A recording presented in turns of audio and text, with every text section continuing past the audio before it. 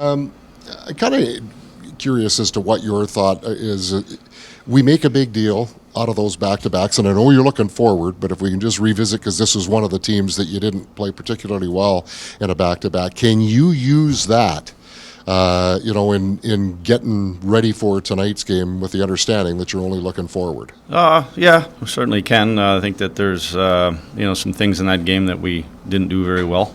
Our first period, just our puck management, for us trying to get our legs underneath us, trying to get ourselves going on a back-to-back, you have to be real simple and you have to be, clean about how you do things. And we have great examples in Colorado the other night. We played a really good first period. We really did. And, we got, you knew that Colorado was going to push at times, but I like the fact that we managed the game, kept ourselves in it. And the Anaheim one, that got away from us, and then we never ever really got back into it. I know we got tied up and all that, but really Anaheim pushed at us pretty much for 3 periods. Did you know, leaving Denver, that Dylan DeMelo was going to be okay? Because I know for those of us watching from a distance, kind of didn't know what it would look like this morning. Yeah, it's just one of those, you've probably seen a few times when you get hit on the inside of the legs there. It's a stinger, it hurts, it numbs you for a bit, and then once you after a little bit, it wears off, and knew that pretty much getting on the plane that he was going to be okay. One final one for me, at least from up above, it looks like the Lowry line has not missed a beat with Alex going in for Mason. Do you see the same thing from the bench and on video? Yeah, Al's a glue guy.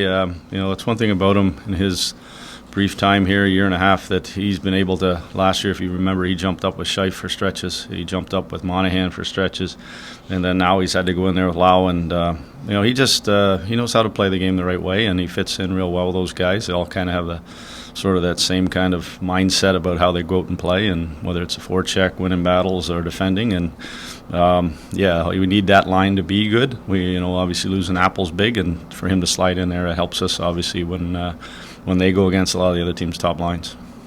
Any updates on Mason? Week to week. Week to week. At least another week or two? Yeah.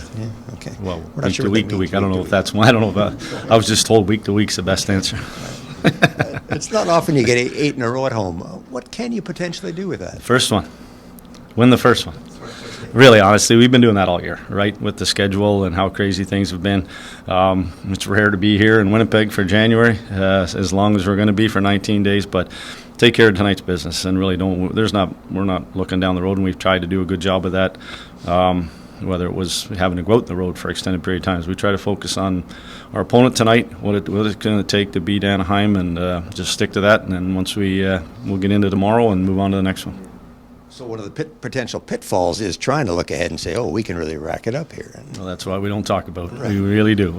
This group has done a fantastic job of, whether it's a win or a loss, to move on to the next game, just because of the schedule itself, and no different right now. Most people just think of the home ice advantage for games, but as Adam pointed out, you've got some practice time, and you can work on some things. Maybe that's a big part of it, or a small part? Yeah, that's the difference with the road, is that the travel and the late nights and stuff, you miss some of those practice times, and this is a good time for us to get some of that work done and kind of go back and hit on a few of the areas we haven't been able to touch. Or if we have been able to practice, maybe one day you're working on your forecheck, one day maybe the next day you're working on your D-zone coverage. So when you have this long of a stretch, you get to work, kind of hit on everything, and sort of stay over top of a lot of things that you maybe need a little bit of work on. Scott, you talked about Connor Hellebuyck a lot over the years. As a coach, what's the value of having not only a guy who's in the Vezina conversation, but potentially in the Hart as well? Obviously it gives you a chance to win every night, and whether you're having a tough schedule, or if you're having a tough period or a tough shift, he has the ability and the eliteness to make saves that keeps you in hockey games, or helps you win hockey games. And guys are very confident when he's in net.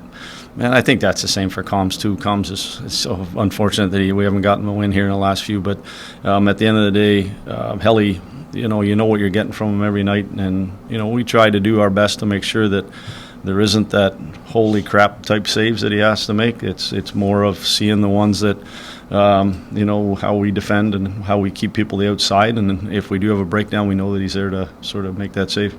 What do you think of Dylan Coghlan the last couple of games, and what do Yeah. you hope to see from Ville tonight when he comes back in? Yeah, like I said last week, there we're going to need everybody. It was, we look at our last 2 years.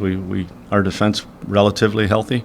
This year, right from training camp day one, we've been going through bodies, and so Samberg's looking like he's on the horizon down the road here. But we needed to get these guys up and running while Fleury's out.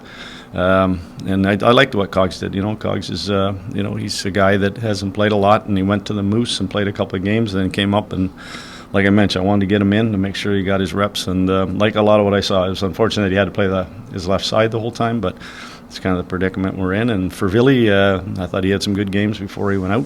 And like I said, there's going to be some rotation there, and that's kind of how we're going to play it. And you're hoping that Samberg will be in part of the practice tomorrow? That's the first one. Okay. It's not allowed in anything that would get, a stray shot, penalty kill, practice, or any of that stuff. That was just kind of him. Now, a couple of things. One is that, making sure that it stays safe for the next little bit, but also conditioning. He's got to go. He's got some work to do.